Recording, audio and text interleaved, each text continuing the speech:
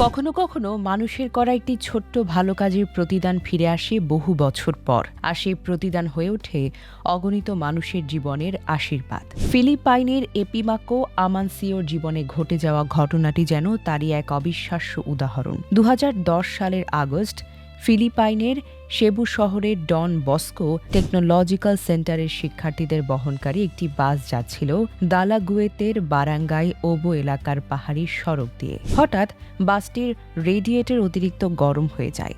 এরপর একে একে ব্রেক কাজ করা বন্ধ করে দেয়। নিয়ন্ত্রণহীন বাসটি দ্রুত এগিয়ে যাচ্ছিল প্রায় ৫০০ ফুট গভীর খাদে। বাসের ভেতরে তখন আতঙ্ক আর মৃত্যু ভয়ের চিৎকার। কয়েক সেকেন্ডের মধ্যে ঘটে যেতে শুরু করে ভয়াবহ এক দুর্ঘটনা। কিন্তু ঠিক সেই মুহূর্তে যেন প্রকৃতি হয়ে ওঠে মানুষের জীবনের রক্ষা কবচ।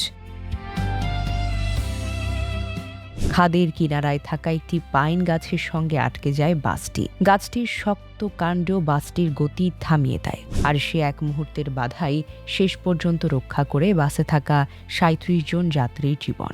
ঘটনার পর সামনে আসে আরও বিস্ময়কর এক তথ্য, যে গাছটি সেদিন ৩৭টি প্রাণকে মৃত্যুর মুখ থেকে ফিরিয়ে এনেছিল, সেটি দুর্ঘটনার মাত্র কয়েক বছর আগে নয়, মাত্র ৩৫ বছর আগে নিজের হাতে লাগিয়েছিলেন এপিমাকো আমানসিও। তিনি তখন ফিলিপাইনের পরিবেশ ও প্রাকৃতিক সম্পদ বিভাগের একজন তত্ত্বাবধায়ক ছিলেন। একটি গাছ লাগিয়ে তিনি হয়তো সেদিন ভাবেননি কয়েক দশক পর সেই গাছই মানুষের জীবন বাঁচানোর শেষ আশ্রয় হয়ে দাঁড়াবে।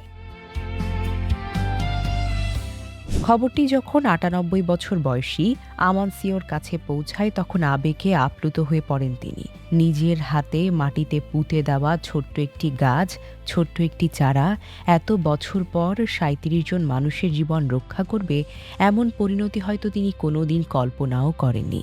এই গল্প শুধু একটি দুর্ঘটনা কিংবা একটি গাছের গল্প নয়, এটি আমাদেরকে মনে করিয়ে দেয় আজ আমরা প্রকৃতির জন্য যে ভালো কাজটি করি তার সুফল হয়তো আমরা নিজেরা নাও পেতে পারি, কিন্তু একদিন সেই কাজই বাঁচাতে পারে অন্য আরেকটি জীবন। ৩৫ বছর আগে লাগানো একটি গাছ তাই সেদিন শুধু একটি বাস থামিয়ে দিয়েছিল ৩৭টি পরিবারের সম্ভাব্য কান্না, আর ৯৮ বছর বয়সী এক বৃদ্ধের চোখে ফিরিয়ে দিয়েছিল তার নিজের জীবনের আবেগঘন মুহূর্ত, নিজের হাতে করা একটি ভালো কাজের ফল ফিরে আসার মুহূর্ত।